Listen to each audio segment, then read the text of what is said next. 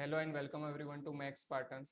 જે આ ચેનલ પર ફર્સ્ટ ટાઈમ આવે છે, આ વિડીયો સ્ટાર્ટ કરતા પહેલા મારો એક બ્રીફ ઇન્ટ્રો આપી દઉં. મારું નામ શ્રેયાંશ શુક્લા છે. ગીટ 2019માં મારો ઓલ ઇન્ડિયા રેન્ક 236 હતો. ત્યાર પછી હું સાયન્ટિફિક ઓફિસર તરીકે બીએઆરસીમાં સિલેક્ટ થયો. ગીટ 2026માં મારો ઓલ ઇન્ડિયા રેન્ક 35 હતો. મેં આપણી કોમ્યુનિટી માટે એક ટેલિગ્રામ ચેનલ જનરેટ કરી છે, જેનું નામ છે મેક્સ સ્પાર્ટન્સ. તો હું તમને રિક્વેસ્ટ કરીશ કે તમે એ ટેલિગ્રામ ચેનલ પણ જોઈન કરી લો. Let's start. હેલો ફ્રેન્ડ્સ, તો આજથી આપણે નવી સિરીઝ સ્ટાર્ટ કરીએ છીએ, જેમાં આપણે જીટીયુના પ્રીવિયસ યરના સોલ્વ કરીશું. મોસ્ટલી આપણે ન્યુમેરિકલ જ સોલ્વ કરીશું. તો જરૂર લાગી તો આપણે થિયરી પણ સમજીશું, પણ અત્યારે આપણો ફોકસ મોસ્ટલી ન્યુમેરિકલ. આનું કારણ શું છે કે જીટીયુ જેટલા પણ ન્યુમેરિકલ બધા મોટા કન્વેન્શનલ ટાઈપના 7-7 માર્કના જ આઈ થિંક જેટલા પણ ન્યુમેરિકલ. કોઈ એક ન્યુમેરિકલ આપણે ગણીએ ને તો એની અંદર એ સબ્જેક્ટના ઘણા બધા નાના નાના કન્સેપ્ટ. તો આપણે એ કન્સેપ્ટ પણ સમજી જઈશું અને એ કન્સેપ્ટને એક ન્યુમેરિકલમાં અપ્લાય કઈ રીતે કરી શકાય એ પણ આપણે શીખી જઈશું. તો આજથી આપણે જે સબ્જેક્ટ સ્ટાર્ટ કરીએ છીએ એ છે એન્જિનિયરિંગ થર્મોડાયનેમિક્સ. જીટીયુના સિલેબસ પ્રમાણે 3rd સેમેસ્ટરમાં આવે છે અને આજે જે પેપર ડિસ્કસ કરીશું એ છે સમર 2026. તો એની અંદર 3 ન્યુમેરિકલ્સ લીધા છે મેં. એ પેપરમાં 3 જ હતા, બધા 7 માર્ક્સના. બરાબર, આપણો છે આ ફર્સ્ટ ન્યુમેરિકલ. આ ન્યુમેરિકલ શેના માટે ઉપર આપ્યો છે? ખરેખર ઓટો સાયકલ આપ્યું છે અને એન્જિન આપ્યું છે. જનરલી ગેટ લેવલે કે કોઈ પણ બીજી એક્ઝામમાં આ રીતનો ક્વેશ્ચન છે ને તો એને આપણે આઈસી એન્જિન સબ્જેક્ટમાંથી પૂછતો એવું ગણીશું. પણ જીટીયુ અપ્લાઇડ થર્મોડાયનેમિક્સ ભાગરૂપે એને શું કહેવાય, engineering thermodynamics cycle related question પણ પૂછે. તો આમાં આપણા બંને કન્સેપ્ટ ક્લિયર થશે, થર્મોડાયનેમિક્સ રિલેટેડ પણ અને આઈસી એન્જિન. શું આપેલું છે? એક એન્જિન છે, engine working on auto cycle, petrol engine, is supplied with air at 0.1 megapascal and 35 degrees Celsius ઇનલેટના temperature આપેલા છે. The maximum compression ratio is, બરાબર, કમ્પ્રેશન રેશિયો શું? હીટ સપ્લાઈડ, કે એ એન્જિનમાં હીટ સપ્લાઈડ કેટલી થઈ, 100 કિલોજુલ. અથવા તો ડેટા આપણે પછી ઇન્ટરપ્રિટ કરીએ. સૌથી પહેલા સમજી લઈએ કે ઓટો સાયકલ. ઓટો સાયકલને જો તમે પીવી ડાયાગ્રામ ઉપર પ્લોટ કરો તો આ રીતનો ગ્રાફ બનશે. એ આખી ઓટો સાયકલ 4 પ્રોસેસીસ બનેલી.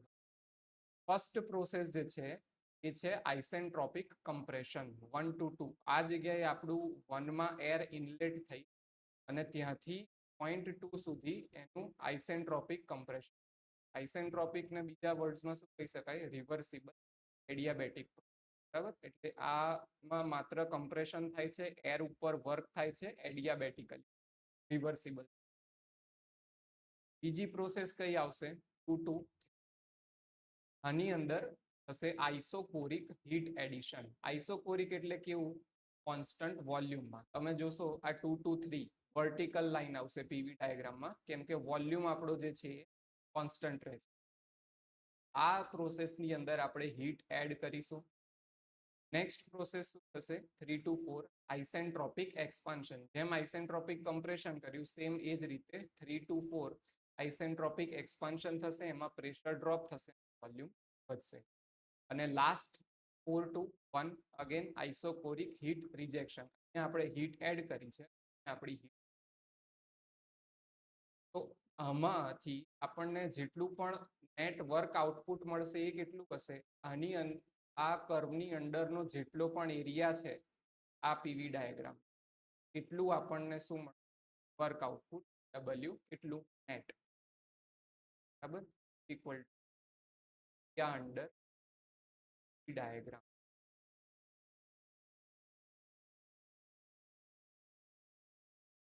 તો ઓટો સાયકલ આઈ હોપ બધાને સમજાઈ ગઈ હશે. બરાબર, 4 પ્રોસેસીસ હોય, 1 2 3 4 પાછું. હવે આ બધી પ્રોસેસીસ આપણને ખબર હોવું જોઈએ કે એ ફિઝિકલી કઈ રીતે ટેક પ્લેસ કરે. હવે જોઈએ ક્વેશ્ચનમાં આપણને 1 by 1. ઓટો સાયકલ શું છે આપણે સમજી લીધું. બીજું, પ્લેટ ઉપર જે પ્રેશર અને ટેમ્પરેચર છે એ આપણને આપેલા છે, એટલે કે આ 1 પોઈન્ટ ઉપરના પ્રેશર અને ટેમ્પરેચર આપેલા છે. તો આપણને ગીવન શું છે, T1 ઇક્વલ ટુ કેટલું આપ્યું, 35 ડિગ્રી સેલ્સિયસ. એને કેલ્વિનમાં કન્વર્ટ કરીએ, કેલ્વિનમાં થશે તો 8. રીતે આપણને પ્રેશર આપેલું છે P1 0.1 મેગા પાસ્કલ, કિલો પાસ્કલમાં લખવું હોય 100 કિલો, એટલે ઓલમોસ્ટ એટમોસ્ફિયર આપણને એર ઇનલેટ આપેલું છે. બીજું શું આપ્યું છે આપણને, કમ્પ્રેશન. આઈસી એન્જિનમાં કમ્પ્રેશન રેશિયો, આ જે બે મેં ડોટેડ લાઇન ડ્રો કરી એના કરસ્પોન્ડિંગ જે પણ વોલ્યુમ છે V1 અને V2, સેમ V3 અને V4 આ બંને જેટલા થશે, 1 equal to V equal to. તો આ બંનેનો સ્ટાર્ટિંગનો અને ફાઇનલ જે વોલ્યુમનો રેશિયો છે એને કહેવાય compression ratio R is equal to V1 by V2, અથવા તો બાય જે લખવું હોય આને કહીશું આપણે કમ્પ્રેશન. આ આપણને કેટલો આપેલો છે, 8. Compression R equal. બીજું શું આપ્યું, હીટ સપ્લાઈડ ઇઝ કિલો જૂલ પર કેજી, મતલબ કે પર કેજી આપણે કેટલી હીટ આપીએ છીએ.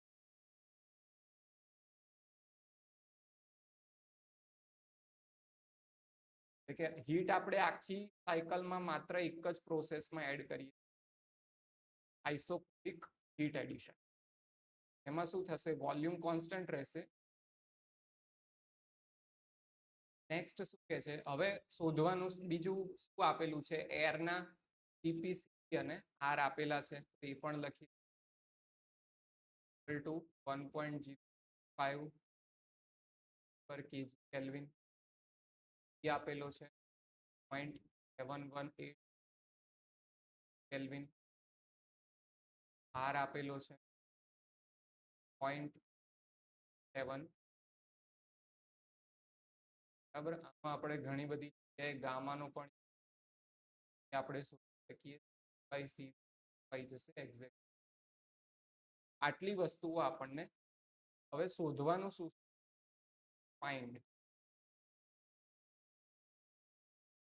Calculate maximum pressure and temperature. હવે તમે અહીંયા આ પીવી ડાયાગ્રામ ઉપરથી જોઈ શકો, પ્રેશર ક્યાં આવશે, 0.3 ઉપર, બરાબર. 3 સ્ટેટ ઉપર એનું શું મેક્સિમમ પ્રેશર હશે, અને ટેમ્પરેચર પણ હીટ એડિશન પછી જ એનું મેક્સિમમ 3 અને P3 આપણે શોધવું પડશે. એ જ જગ્યાએ કહેવાય, એ જ પ્રેશર અને ટેમ્પરેચર કેવા હશે આપણા મેક્સ. તો આપણે T3 અને P નું છે ધ સાયકલ એફિશિયન્સી, ઓટો સાયકલની એફિશિયન્સી, મીન ઇફેક્ટિવ પ્રેશર. એટલે કે એક આઈસી એન્જિનના ક્વેશ્ચનમાં જેટલું પણ તમે પૂછી એ બધું પૂછી, આ શોધી કાઢો, આ શોધી કાઢો, પેલું આપણે બધું. ચલો હવે આપણે આપણું સ્ટાર્ટ કરીએ. સૌથી પહેલા સોલ્યુશનમાં આપણને પ્રોસેસ કઈ આપેલી છે, પ્રોસેસ કઈ આવે, 1 2.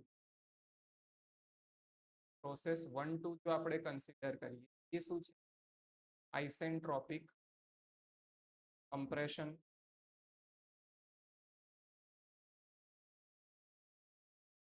આઇસેન્ટ્રોપિક કમ્પ્રેશનમાં પ્રેશર, વોલ્યુમ અને ટેમ્પરેચરનું રિલેશન કઈ રીતે થાય, by T equal to by P power gamma minus 1 gamma equal to 1 by V power gamma minus. અહીંયા આપણો 1 બાય V2 જે છે એ શું છે, કમ્પ્રેશન R કેટલો આપેલો છે આપણને. સૌથી પહેલા આપણે T2 શોધી લઈએ. T2 equal to 1 R power gamma minus 1 થશે. 1 આપેલો છે, કેલ્વિનમાં બધું value put multiply by 8 power 0.4 ની વેલ્યુ આપણી આવી જશે 707.5 કેલ્વિન. સેમ રીતે P2 શોધવા જઈએ તો લખવાનું P2 ઇઝ ઇક્વલ ટુ બંને બાજુથી ગામા-1 કેન્સલ થઈ આવશે P1 equal R power gamma. P2 ની વેલ્યુ આપણને કઈ રીતે મળશે? P1 આપેલો છે આપણને 0.1 મેગાપાસ્કલ, ગામા R છે 8 અને ગામા છે. P2 will be equal to 1.84 મેગાપાસ્કલ. હવે આપણને T2 T2 મળી ગયા છે. એની ઉપરથી હવે આપણે જઈશું નેક્સ્ટ પ્રોસેસ પર. નેક્સ્ટ પ્રોસેસ કેવી છે?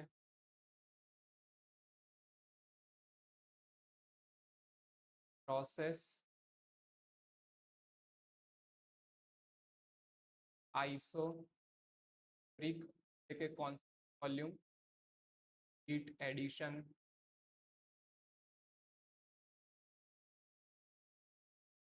હવે આઇસોપોરિક હીટ એડિશનમાં જેટલી હીટ સપ્લાય કરીએ કોના ઇક્વલ થશે? અહીંયા આપણને સ્પેસિફિક હીટ ઇનપુટ આપેલું છે, કિલો જૂલ પર કેજીમાં હતું. જો કિલો જૂલ પર કેજીમાં છે, એનો ફોર્મ્યુલા શું લખી શકે?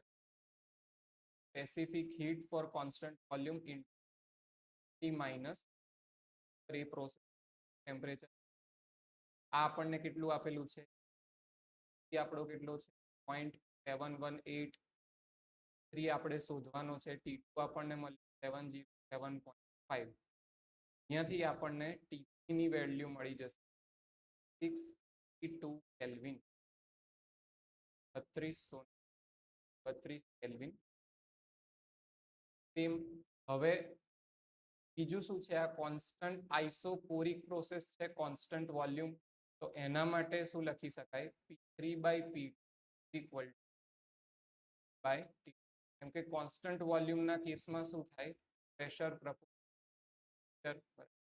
તો આ રિલેશન ઉપરથી આપણી P3 ની વેલ્યુ કેટલી આવી જશે? 3632 divided by 707.5 multiplied by 1. આપણને અહીંયાથી પ્રેશર મળશે 9.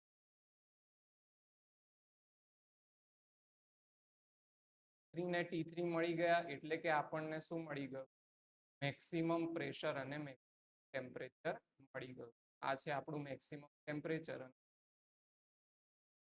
પ્રેશર. ક્વેશ્ચનનો જે એક પાર્ટ હતો એ તો આપણે. બીજું શું કીધું છે એમણે? તમે સાયકલ એફિશિયન્સી. હવે એફિશિયન્સી નો ડાયરેક્ટ ફોર્મ્યુલા છે, તો ડિરાઈવ કરી શકાય. Efficiency of auto cycle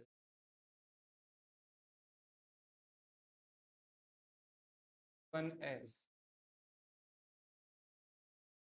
auto equal to 1 - 1 expression R power gamma 1 - 8 power. આપણી ઓટો સાયકલ સ્ટાન્ડર્ડ ઓટો સાયકલની 5 પર પાર્ટ પણ. હવે શું લાસ્ટ શોધવાનું રહ્યું આપણે? Mean effective. જે શોધવાનું છે એની પહેલા સમજીએ કે મીન ઇફેક્ટિવ હોય શું. તો તમને પહેલા હું મીન ઇફેક્ટિવ.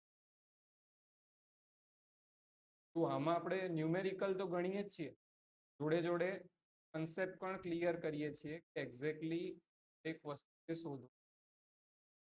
સિગ્નિફિકન્સ આપણે આ રીતે પીવી ડાયાગ્રામ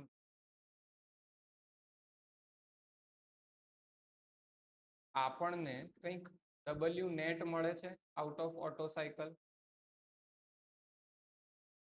ઓટો સાયકલમાં આપણને જે વર્ક આઉટપુટ મળે છે એ આપણે ડાયાગ્રામ ઉપર કોન્સ્ટન્ટ પ્રેશર પ્રોસેસ તરીકે બતાવીએ. કોન્સ્ટન્ટ પ્રેશર એક્સપાન્શન તો આપણને કેટલું વર્ક મળશે? તો સપોઝ આપણે વોલ્યુમ સેમ રાખીશું, આપણે V1 અને V2. આ છે આપણું વોલ્યુમ V1, અહીંયા છે આપણું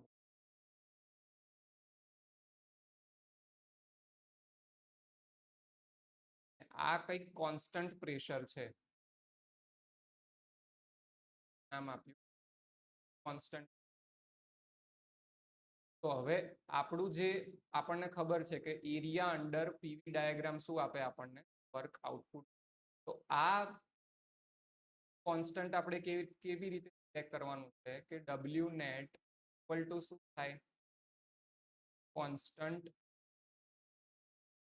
1 માઇનસ, જ્યારે આ કન્ડિશન મીટ થાય એવા પી કોન્સ્ટન્ટ કહેવાય મીન ઇફેક્ટિવ પ્રેશર.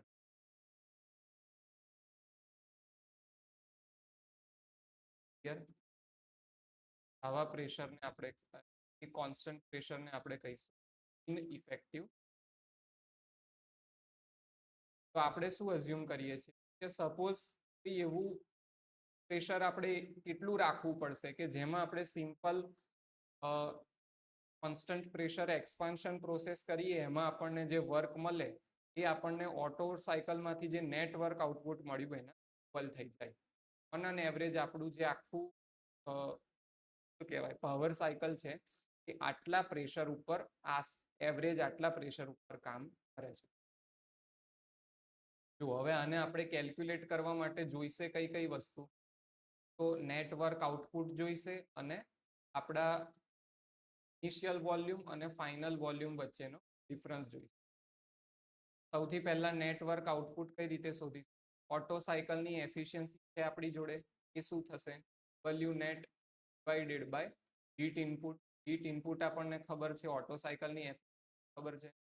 તો નેટ વર્ક આઉટપુટ કેટલું મળી ગયું આપણને 1182 સોરી 86.2 કિલો જૂલ. આ આપણને નેટવર્ક આઉટપુટ મળી ગયું.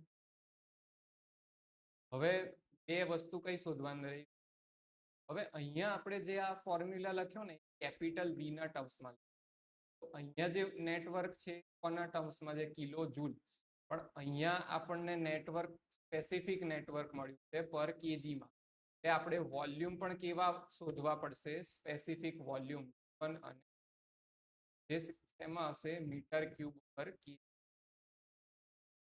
અહીંયા આપણો ફોર્મ્યુલા આ કેસમાં W net equal to mean effective pressure specific volume V1 minus specific volume. હવે V1 V2 કઈ રીતે શોધી શકાય, સિમ્પલ છે, આપણું આઈડિયલ ગેસ ઇક્વેશન લગાવી દો. V1 ઇક્વલ ટુ RT1, આના પરથી આપણને V1 કેટલો મળી, RT1 ડિવાઇડેડ બાય P1 ની વેલ્યુ થશે 0.884 મીટર ક્યુબ. V2 શોધવું તો એનથી એ સહેલું છે, કમ્પ્રેશન રેશિયો આપણને કેટલો આપેલો છે બાય V2 8 આપેલો છે, આને સિમ્પલી 8 થી ડિવાઈડ કરી દઈશું, મળી જશે વોલ્યુમ 1105 મીટર ક્યુબ.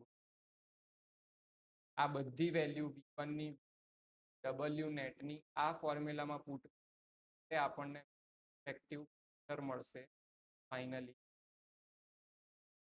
15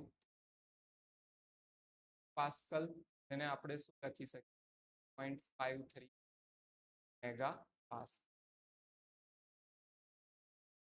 તો આ થઈ ગયું આપણું ફાઇનલ જે શોધવું એ ક્વોન્ટિટી. આપણે બધું સાયકલ એફિશિયન્સી લીધી ને મીન ઇફેક્ટિવ આપણો બરાબર. તો આમાં આપણે ઘણા બધા કન્સેપ્ટ સમજ્યા. પહેલા તો ઓટો સાયકલ શું હોય, એમાં કઈ કઈ પ્રોસેસીસ આવે, કમ્પ્રેશન કહેવાય, પછી આપણા જે આઇસેન્ટ્રોપિક પ્રોસેસીસ હોય એની અંદરના કઈ રીતનું ટેમ્પરેચર વોલ્યુમનું રિલેશન હશે, પછી કોન્સ્ટન્ટ વોલ્યુમ પ્રોસેસમાં હીટ એડિશન થાય સી ડેલ્ટા ટી, એ કોન્સ્ટન્ટમાં શું થશે ડેલ્ટા ટી, ઓટો સાયકલનો efficiency formula, then mean effective pressure શું હોય એક્ઝેક્ટલી, અને એ આપણે કઈ રીતે શું આ આપણે બધું નેક્સ્ટ ક્વેશ્ચન. આ કમ્પેરેટિવલી સહેલો છે, પેલો થોડો લેન્ધી હતો. એમાં શું કે છે, a machine is operating the heat pump. Heat pump તરીકે એક મશીન કામ કરે છે. It extracts heat from surrounding atmosphere and draws 7.5 kilowatt power from electric motor. मतलब કે પાવર કન્ઝમ્પશન કેટલું છે, વર્ક એને જોઈએ 7.5 kilowatt. It supplies heat to a house at rate of 2 lakh kilojoule per hour. આમાં શું કે છે, આ રીતે રૂમ છે, બરાબર. બહાર બહુ જ ઠંડી, વિન્ટર સિઝન ચાલે છે, બહાર ટેમ્પરેચર જે છે બહુ જ, આપણે રૂમ શું કરવો છે, ગરમ કરવો. આપણે એક એવું મશીન અહીંયા લગાવ્યું કે જે શું કરે, પાવર ઇનપુટ લે 7.5 કિલોવોટ જેટલો, અને બહારથી હીટ એક્સટ્રેક્ટ કરીને આપણને અંદર હીટ આપે, બરાબર. અને આપણે આ ટેમ્પરેચર હાયર છે TH, બહાર ટેમ્પરેચર TL. તો લોઅર ટેમ્પરેચરથી જે હીટ એક્સટ્રેક્ટ કરી એને આપણે નોટેશન L, કે હાયર ટેમ્પરેચર પર હીટ કરી એને આપણે. હવે ત્યાં આપણને વર્ક ઇનપુટ આપેલું છે. પહેલા આખું ક્વેશ્ચન વાંચી લઈએ પછી સોલ્વ કરવા. ગણવાનું શું, એક તો COP કોફિશિયન્ટ ઓફ પરફોર્મન્સ તો હીટ પંપનો. હવે બીજો કેસ આપ્યો છે કે સપોઝ કરો જો આ મશીન ઘરને ગરમ કરવાની જગ્યાએ ઠંડુ કરવા વાપર્યું, the same machine to cool the house in summer which requires heat rejection of 2 lakh kilojoule per hour. તો હીટ રિજેક્ટ તો એટલી જ કરવાની છે 2 લાખ કિલોજૂલ પર અવર, પણ ઘરની બહાર ફેંકવાની સમર કન્ડિશન. તો એ કેસમાં CO થશે. અને આ જે રિઝલ્ટ આવ્યું એના ઉપર તમારી કોમેન્ટ આપો, બરાબર. તો સૌથી પહેલા આપણે માત્ર કેસ 1 કન્સિડર કરીએ, જેમાં મશીન હીટ પંપ તરીકે કામ. હીટ પંપ તરીકે જ્યારે આ કામ કરે છે, પાવર ઇનપુટ કેટલો છે, વર્ક ઇનપુટ 7.5 કિલોવોટ. આ બધું બંધ છે. હવે હાઉસને કેટલા રેટથી હીટ સપ્લાય કરવાની છે હાયર ટેમ્પરેચર પર, 2 લાખ કિલોજૂલ પર અવર. તો આ બહુ આમ ગંદો યુનિટ છે. કિલોજૂલ પર અવર આપણે જનરલ એને આપણે કિલોવોટમાં કન્વર્ટ કરી દઈએ, ડિવાઈડ કરીએ તો થઈ જશે 5.56. આટલી આપણે હીટ રૂમને આપીએ છીએ, રિજેક્ટ કરીએ. હવે COP ઓફ હીટ પંપનો ફોર્મ્યુલા શું થાય? જનરલી ઇન જનરલ COP નો ફોર્મ્યુલા શું થાય? Desired effect divided by work in. આ જનરલ ફોર્મ્યુલા COP નો. તો હવે હીટ પંપના કેસમાં આપણી ડિઝાયર્ડ ઇફેક્ટ કઈ છે કે આપણે હાયર ટેમ્પરેચર ઉપર કેટલી ગરમી આપી, એ આપણી ડિઝાયર્ડ ઇફેક્ટ, એ આપણે ઈચ્છીએ છીએ. હીટ પંપના કેસમાં formula heat rejected at higher level divided by work input. Heat પંપનો COP આપણા કેસમાં આવી જશે 5.56 ડિવાઇડેડ બાય 7.5. તો COP આપણો આવી ગયો 7.41. આના case heat પંપના.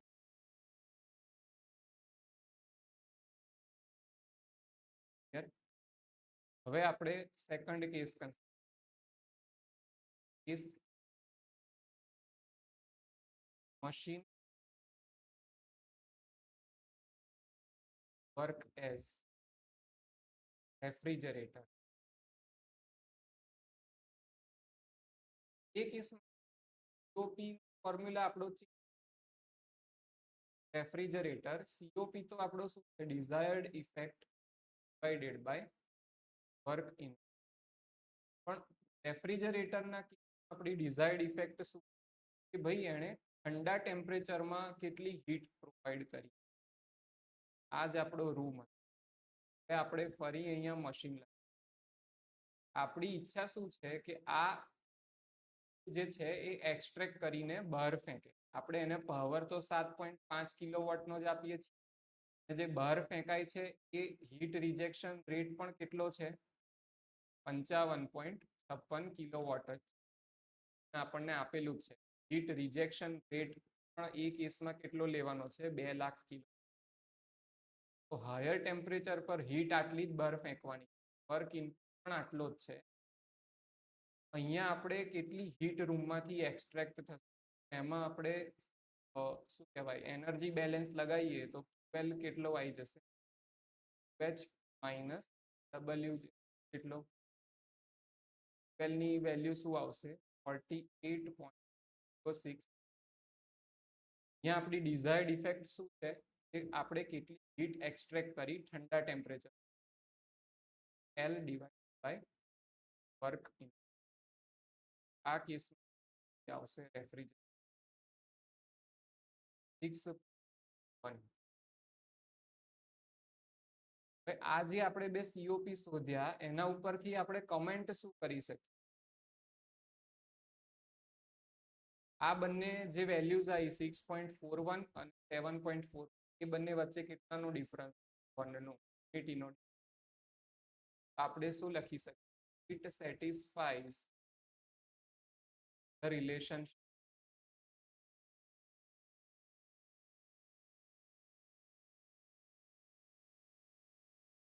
COP of heat pump equal to COP of refrigerator. એટલે કે હીટ પંપનો COP જે રેફ્રિજરેટર કરતા ઓલવેઝ 1 જેટલો વધારે હશે. આવું કેમ થાય? ઓબ્વિયસ છે, જો સેમ મશીન તમે હીટ પંપ તરીકે અને રેફ્રિજરેટર તરીકે બંને વાપરો તો અંદર જે ડિવાઇસ છે એનામાં કોઈ ચેન્જ થતો નથી, પણ આપણી જે ડિઝાયર્ડ ઇફેક્ટ છે એ બદલાઈ છે. ડિઝાયર્ડ ઇફેક્ટ છે હીટ પંપના કેસમાં શું છે? આપણી ડિઝાયર્ડ ઇફેક્ટ બહાર કેટલું એ શું થઈ જશે? આ બંનેનો સરવાળો, હીટ કેટલી એક્સ્ટ્રેક્ટ કરી લોઅર ટેમ્પરેચર પરથી પ્લસ કેટલો આપણે એને વર્ક ઇનપુટ આપ્યું, એ બંનેનો સરવાળો QH આવશે. એટલે ઓબ્વિયસલી QH ની વેલ્યુ જે છે QL કરતા ઓલવેઝ વધારે જ હશે. બરાબર? તો એના કારણે શું થશે? ઓલવેઝ હીટ પંપનો COP રેફ્રિજરેટર કરતા વધારે જશે સેમ મશીન માટે, સેમ ટેમ્પરેચર ડિફરન્સ કામ કરતા. પણ કેટલો વધારે હશે? તો કે 1 જેટલો. આ આપણે એક કોરિલેશન પણ આમાંથી યાદ રાખીશું. COP ઓફ હીટ પંપ જે છે એ ઓલવેઝ રેફ્રિજરેટરના 1 જેટલો વધે. આ થઈ ગયો આપણો. હવે થર્ડ અને લાસ્ટ નિયમ. આ આપણને પૂછ્યું છે એન્ટ્રોપીના. 5 kg of water at 0 degree Celsius. Water આપણને આપેલું છે પણ કેવું? 0 degree Celsius is exposed to reservoir at 98 degree. એક આપણી જોડે રિઝર્વોયર છે એનું ટેમ્પરેચર કેટલું? R 90. એની જોડે આપણા વોટરને કનેક્ટ.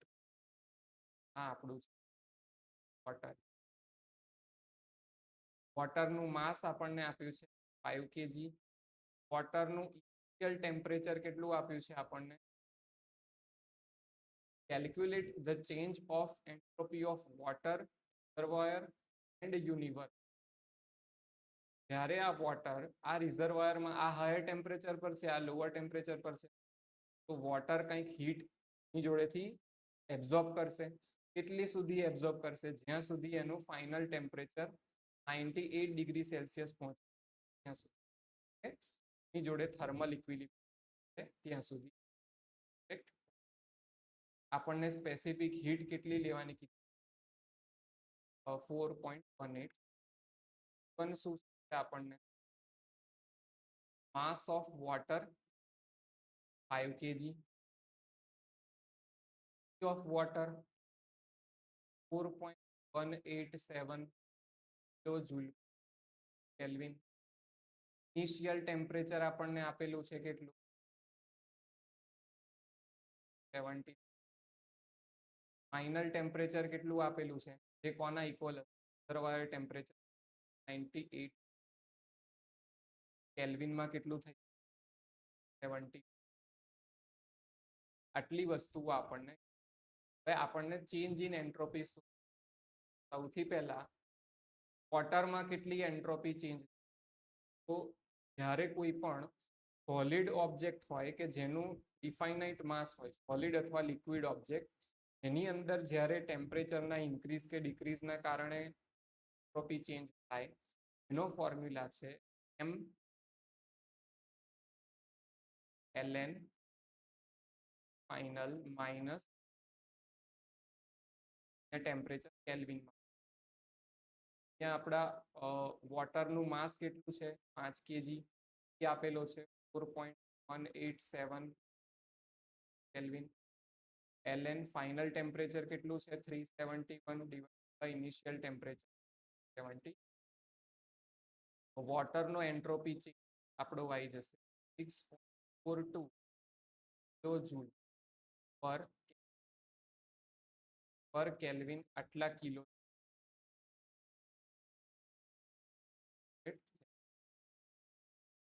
સેકન્ડ આપણે શું શોધવાનું છે, રિઝર્વોયરમાં થયેલો એન્ટ્રોપી. તો S રિઝર્વોયર શું થાય, જ્યારે કોઈ રિઝર્વોયર કે જે બહુ મોટી ઓબ્જેક્ટ છે એના પોતાના ટેમ્પરેચરમાં કંઈ ચેન્જ થતો નથી, માત્ર એ ટેમ્પરેચર ઉપર એનામાંથી હીટ એક્સટ્રેક્ટ થાય છે.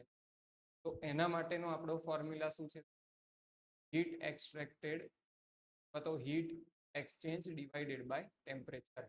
હવે અહીંયા શું કર્યું છે, આપણે રિઝર્વોયરમાંથી હીટ બહાર કાઢી છે. એ હીટ કેવી લઈશું આપણે, નેગેટિવ. એ હીટ કેટલી થશે, એટલું આ વોટરે હીટ એબ્ઝોર્બ કરી. વોટરે કેટલી હીટ એબ્ઝોર્બ કરી, mc ટી.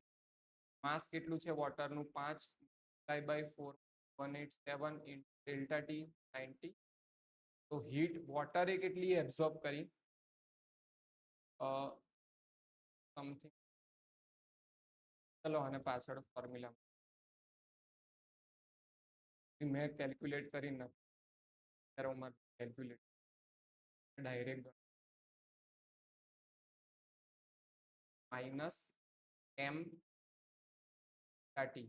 સમજી ગયા, માઇનસ કેમ લીધું, કારણ કે આપણે રિઝર્વોયરમાંથી આપણે હીટ એક્સટ્રેક્ટ કરીએ છીએ, ત્યારે કોઈ જગ્યાએથી આપણે હીટ બહાર કાઢીએ ત્યારે એને આપણે માઇનસ સાઇન સાથે. ટેમ્પરેચર આપણું કોનું આવશે, રિઝર્વોયરનું.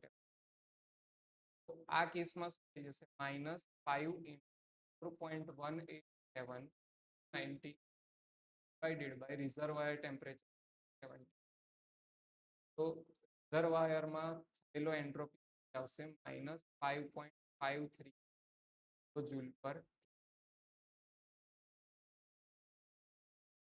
હવે ત્રીજું શું શોધવાનું કીધું છે, S. હવે યુનિવર્સમાં ટોટલ કેટલો એન્ટ્રોપી ચેન્જ, યુનિવર્સમાં બે જ વસ્તુ હતી, એક તો આપણું વોટર હતું અને આ રિઝર્વોયર હતું જે સરાઉન્ડિંગ છે. ડેલ્ટા S યુનિવર્સ કઈ રીતે લખાય, delta S system plus delta S surrounding. System અને સરાઉન્ડિંગમાં ટોટલ કેટલું એન્ટ્રોપી ચેન્જ, એનો સરવાળો શું થાય યુનિવર્સમાં. આપણા કેસમાં સિસ્ટમ શું હતી, વોટર, અને સરાઉન્ડિંગ શું હતું, તો આ બંનેનો સરવાળો કરી દઈએ, આવશે 6.4 માઇનસ 5.53 S આપણું ટોપી છે 0.89 જૂલ પર.